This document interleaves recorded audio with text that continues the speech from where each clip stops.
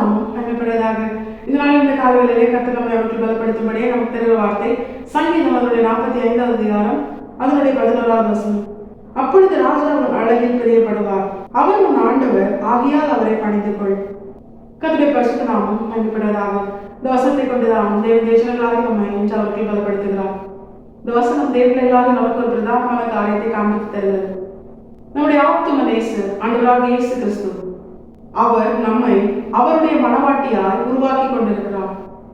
ரட்சிக்கப்பட்டு கர்த்தரால் சபையிலே சேர்க்கப்பட்டு ஒவ்வொரு நாளும் கர்த்தருடைய வார்த்தையினால் உருவாக்கப்படுகிற தேவ பிள்ளைகள் மனவாளனாக இயேசு கிறிஸ்துவுக்கு அந்த மன நாளிலே அவரோடு கூட கரம் கோர்க்கும்படியாய் மனவாட்டியாக உருவாக்கப்பட்டுக் கொண்டிருக்கிறார்கள்.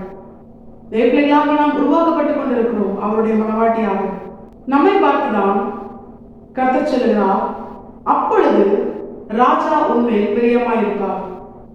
தேவர்களாகி நாம் வாஞ்சிக்கிற ஒரு பிரதானமான காரியம் நம்முடைய ஆத்ம மனவாளன் நம்மை பிரியமாய் இருக்க வேண்டும். எல்லா நிலையிலும் நாம் அவரை பிரியப்படுத்த வேண்டும். நம்முடைய கிரியைகள், நம்முடைய எல்லா செயல்பாடுகள், நம்முடைய போக்குவரத்து காரியங்கள், பேச்சு, சிந்தை, கேட்கிற காரியங்கள், பார்க்கிற காரியங்கள், நம்முடைய அனுதின வாழ்க்கையில் நாம் செயல்படுத்துகிற எல்லாமே நம்முடைய தேவனை பிரியப்படுத்த வேண்டும். அவர் நம்மை பிரியமா இருக்க வேண்டும். இதுதான் நம்முடைய வாஞ்சை. கர்த்தருக்காக அவருடைய மனவாட்டியாய் உருவாக்கப்படுகிற ஒவ்வொரு தேவ பிள்ளையின் வாஞ்சையும் ஏக்கமும் இதுதான். கர்த்தர் என்மேல் பிரியமா இருக்க வேண்டும், நான் அவரை பிரியப்படுத்த வேண்டும், எப்பொழுதுமே அவர் என்மேல் பிரியமா இருக்கணும். இந்த எண்ணம், இந்த ஏக்கம் நமக்குள்ளே இருந்து கொண்டே இருக்கணும், நம்முடைய இருதயத்தில் ஆழமா இருக்கணும். அப்படி கர்த்தருடைய பிரியத்திற்காக ஏங்குகிற மனவாட்டியை பார்த்தான் கர்த்தர் சொல்கிறார், அப்பொழுது ராஜா உண்மையில் பிரியமாயிருப்பார். இப்போ ஏதோ ஒரு காரியம் மனவாட்டியின் இடத்தில் மனவாளன் எதிர்பார்க்கிறான். அந்த காரியத்தை மனவாட்டி செய்தாலேயானால் மனவாளனாக இயேசு கிறிஸ்து அவள் மேல் பிரியமாயிருப்பார், நிச்சயமாய் பிரியமாயிருப்பார். இப்போ கர்த்தர் தேவர்களாக நாம் செய்ய வேண்டும் என்று எதிர்பார்க்கிற அந்த பிரதானமான காரியம் என்ன? அதை குறித்து நாம் தியானிக்கும் பொழுது இதே சங்கீதம் 45வது அதிகாரம் அதனுடைய 10வது வசனம் அதை தெளிவாக சொல்கிறது. குமாரத்தியை கேள், நீ உன் செவியை சாய்த்து சிந்தித்துக்கொள், உன் ஜனத்தையும் உன் தகப்பன் வீட்டையும் மறந்துவிடு. இந்த வசனத்தில் ஒரு பிரதானமான காரியத்தை கர்த்தர் நமக்கு காண்பித்து தருகிறார். அதுதான் உன் செவியை சாய்த்து கேள். என்ன தெரியுமா? எந்த காரியத்தை கர்த்தரிடத்தில் எதிர்பார்க்கிறார் தெரியுமா? உன் ஜனத்தையும் உன் தகப்பன் வீட்டையும் மறந்துவிடு. சிம்பிளா சொல்லணும்னா, எந்தெந்த காரியத்தை நீ சார்ந்திருந்தாயோ, எந்தெந்த காரியங்கள் உன்னுடையதா இருந்ததோ அவை எல்லாவற்றையும் நீ மறந்துவிடு. தேவர்களாக நாம் நம்முடைய வாழ்க்கையில நம்முடைய ஆவி, ஆத்மா, சரீரம், ஆவிக்கு வாழ்க்கை, பூமிக்கு வாழ்க்கை, ஊழியம், இவை அனைத்திலும் எந்தெந்த காரியங்களை நாம் சார்ந்திருந்தோமோ, எந்தெந்த காரியங்கள் நம்முடையதா இருந்ததோ அவை அனைத்தையும் நாம் மறந்துவிட வேண்டும்.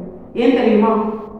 நாம் முழுமையாய் நம்முடைய ஆவி, ஆத்மா, சரீரம், ஆவிக்கு வாழ்க்கை, பூமிக்கு வாழ்க்கை, ஊழியம் சகலமும் பரலோகத்திலே நமக்காக காத்திருக்கிற நம்முடைய ஆத்தும மனவாளனாகிய இயேசு கிறிஸ்துவுக்காகத்தான், அவருக்காகத்தான், அவருடையதாகத்தான் மீட்கப்பட்டிருக்கிறது, உருவாக்கப்பட்டு கொண்டிருக்கிறது. தேவர்களாக நாம் அவருடைய மனவாட்டியாய் உருவாக்கப்படுகிற இந்த நாட்கள் நாம் அவரைத்தான் சார்ந்திருக்க வேண்டும். இதுதான் வேதம் நமக்கு காண்பித்து தருகிற சத்தியம். அவரை தான் நினைத்துக் கொண்டே இருக்க வேண்டும். அவர் தான் நம்முடைய வாஞ்சியா இருக்கணும். நம்மை மீட்கும்படியாய் நம்முடைய ஜீவனை தந்து, நம்மை உருவாக்கும்படியாய் உயிர் தெழுந்து, இன்றும் நமக்காக பரிந்து பேசிக் கொண்டிருக்கிற, நமக்காக தம்முடைய ஆவியாகிய பரிசுத்த ஆவியானவரை தந்து அவருடைய மனவாட்டியாய் நம்மை உருவாக்கி கொண்டிருக்கிற ஆண்டவராக இயேசு கிறிஸ்துவை நாம் சார்ந்திருக்க வேண்டும். ஆண்டவராக இயேசு கிறிஸ்து நம்முடைய நினைவாய் இருக்க வேண்டும். அவரையே நாம் நினைத்துக் கொண்டிருக்க வேண்டும். அவருடைய சித்தம் செய்ய, அவருடைய திட்டத்திற்குட்பட்டவர்களாய் வாழ, அவர் வந்து நம்மை அழைத்து செல்ல என்று சொன்னாரே, அந்த நாளுக்காக நாம் உருவாக்கப்பட, நாம் ஆயத்தமாக, நம்மை குறித்து அவர் வைத்திருக்கிற திட்டத்தை நிறைவேற்ற, இதுவே நம்முடைய வாழ்க்கையா இருக்க வேண்டும். ஆவி, ஆத்மா, சரீரம், ஆவிக்கு வாழ்க்கை, பூமிக்கு வாழ்க்கை, ஊழியம் சகலத்திலும் கர்த்தருக்குரியவர்களாக, கர்த்தருக்காக தேவர்களாக நாம் வாழ வேண்டும். இதைத்தான் கர்த்தர் நம்மிடத்தில் எதிர்பார்க்கிறார். மற்ற எல்லா காரியத்தையும் மறந்துன்னு ஆண்டவர் சொல்றார். ராஜகுமாரத்தையே, நீ உன் ஜனத்தையும் உன் தகப்பன் வீட்டையும் மறந்துவிடு, அப்பொழுது ராஜா உண்மையில் பிரியமாயிருப்பார். கர்த்தரை தவிர்த்து உன்னுடைய சிந்தையில் வேற எதுவுமே இருக்கக்கூடாது. வேற எதுவுமே உன்னை டாமினேட் பண்ணக்கூடாது. வேற எதுவுமே உனக்கு முக்கியமா இருக்கக்கூடாது.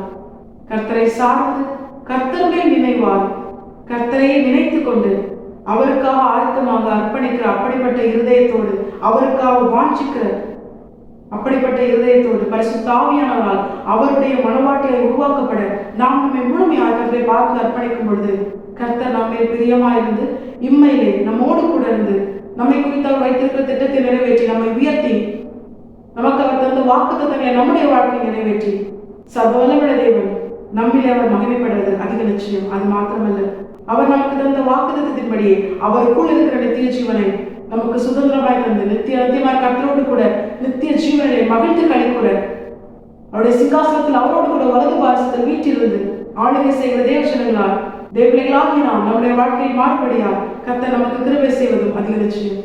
தேவபிள்ளைகளாகி நாம் இதே உணர்ந்தவர்களால் இந்த வசனத்திற்கு கீழ்ப்படுத்து வாழ நாம் நம்மை முழுமையாக கர்த்தரை பார்த்து அர்ப்பணிப்போம். கர்த்தருடைய பிரியத்தை வாஞ்சித்து அவரே சார்ந்து அவர் நினைவாயிருக்க நாம் நம்மை அவருடைய பாதத்தில் அர்ப்பணிப்போம். கர்த்தர் வசனத்தை கேட்டு நம் அனைவரையும் ஆசீர்வாதத்தை வழிநடத்துவாராக. கர்த்தருடைய பரிசுத்த நாமம் மட்டுமே மகிமைப்படுவதாக. மாறாக இயேசு வருகிறார். ஆயத்தமாம் பிறரை ஆயத்தப்படுத்த